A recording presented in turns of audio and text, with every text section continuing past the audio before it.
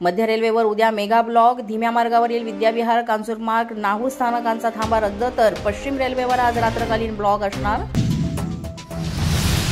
प्रफुल्ल लोढा यांना 25 ऑगस्टपर्यंत पोलीस कोठडी. हनी ट्रॅप आणि लैंगिक अत्याचार प्रकरणी प्रफुल्ल लोढा यांना पिंपरी चिंचवड पोलिसांनी केली होती अटक. एका महिलेने केली होती तक्रार.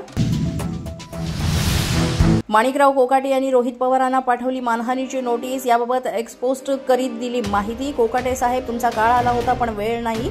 मानहानीची एवढीच काळजी होती तर रमी खेळलेच कशाला, असा उपस्थित केला रोहित पवारांनी प्रश्न. मराठा आरक्षणासाठी मनोज जरांगे पाटील यांचा आंदोलनाचा इशारा. आंदोलन सुरू होण्यापूर्वीच सरकारच्या हालचाली सुरू. राज्य सरकारनं मराठा समाजाच्या उपसमितीचं पुनर्गठन केलंय.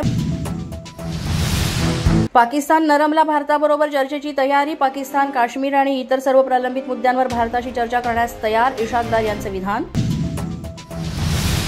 डोनाल्ड ट्रम्प यांचे व्यापारी सल्लागार पीटर नवारो यांची भारताला धमकी. रशिया युक्रेन युद्धाला भारत जबाबदार. 27 ऑगस्टपासून भारतावर 50% टॅरिफ लागू होणार, पीटर नवारोच यांचं वक्तव्य. अण्णा हजारेंसोबत काम करणारे एकेकाळचे सामाजिक कार्यकर्ते शिवराम पाटील यांनी राळेगण सिद्धी येथे जाऊन अण्णा हजारे यांची घेतली भेट.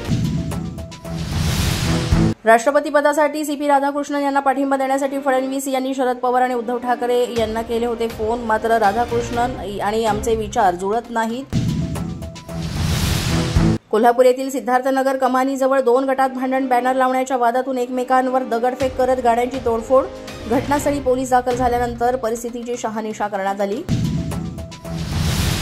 नवी मुंबईतील सिडकोच्या घरांच्या किमती कमी करण्यासाठी मनसे मैदानात यंदा 26,000 घरांची लॉटरी काढण्यात आली. मात्र किमती जास्त असल्याकारणानं घरधारकांनी आपली घरं रद्द केले. याबाबत उपमुख्यमंत्री एकनाथ शिंदे यांनी बैठक घेऊन तोडगा काढावा, अन्यथा आंदोलन करण्यात येईल, मनसेचे गजानन काळे यांचं वक्तव्य. पोलीस माझा न्यूजच्या बातमीपत्रात आज इतकंच. तुम्हाला आमचं बातमीपत्र कसं वाटतंय याबाबत अवश्य अभिप्राय कळवा.